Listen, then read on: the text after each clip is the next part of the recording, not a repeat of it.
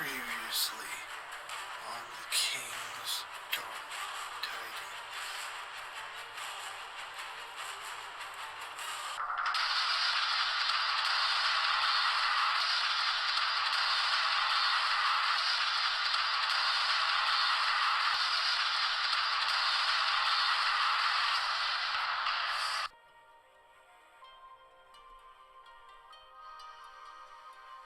With the strikers dead and his masters killed one another, Reskin is about to leave the fortress when the last striker finally shows himself. The last striker, Farson, attempts to kill Reskin by ambushing him, but fails in the attempt, and now faces off with the deadliest person in the entire world. As they fought, he lost, as Reskin plunged his sword into the striker's heart. But Reskin was wondering about something. As the striker ambushed him, he had 2 swords on his back, but he did not use them. Why would he have the extra weight to slow him down? As Reskin cleaned his blade, he took a closer look at the 2 swords. The one longer than the other had a metal tube wrapped around the blade's hilt, and found that the 2 swords were Shelian blades. The Shelian blades are master-crafted silver swords made 200 years ago that became legendary and were given to the crown only to allow the greatest skilled warriors named sword-bearers to serve the crown of a Shah. These sword-bearers were not only to protect the crown, but also the kingdom of Shah itself, if it was ever threatened.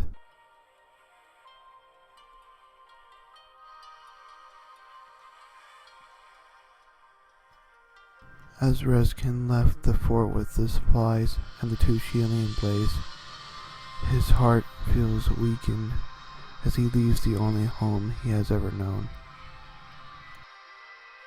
Not soon after Reskin left the fort, he soon came across a small village. This was the first time he actually saw the outside world and the people in it. And then he noticed that the people were very nervous around him, but he did not understand why. Not soon after, he left.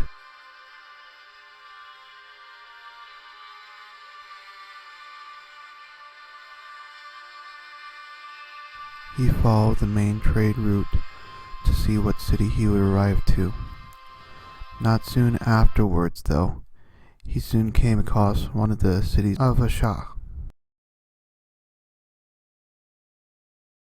The city's name was Jaban, a very popular city in trading.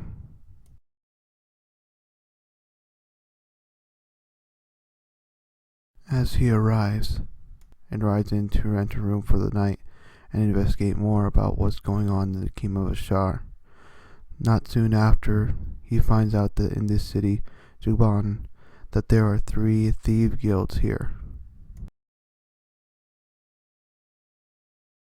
Apparently, these were the only 3 successful guilds that were in the city.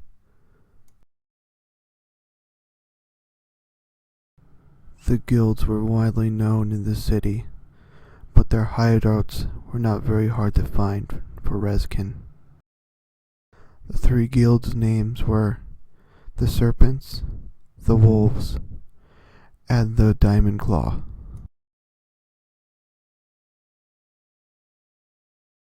But he found that for the 3 guilds, they all had different purposes. For instance,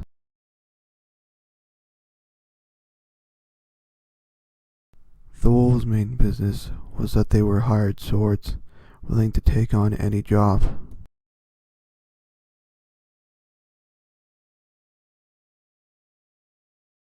The Diamond's Claw business was mostly for racketeering other businesses, making sure they would pay on time.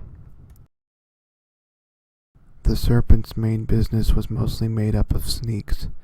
They would infiltrate houses and gather information, and steal any valuables. Reskin thought that these guilds may be very useful to him, mostly because of what they represent here and the reputation that they have in the city already. They could prove to be invaluable assets to spies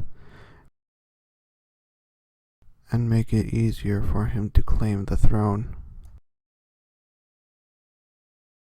But most importantly, he needed support of extraordinary people in his quest to claim the throne. He would need to find people of extraordinary power. He would have to search for these people if he was to ever claim the throne himself.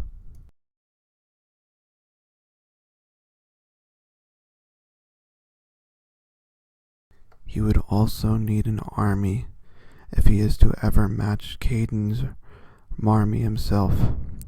He needed more men. He needed more influence into the world. He needed to find more ways if he was to ever take the throne.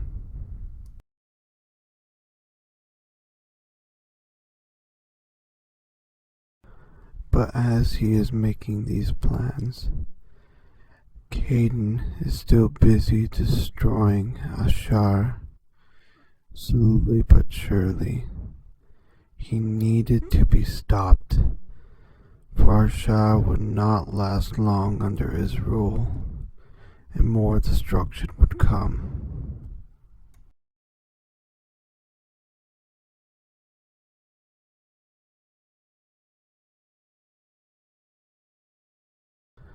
If Reskin was to ever hope to save his home and his birthright, he needed to fight his brother. He needs to dethrone him, or else all of Ashar will be doomed by his madness. There will be much blood into the coming battle, but let us hope that Reskin is ready for it.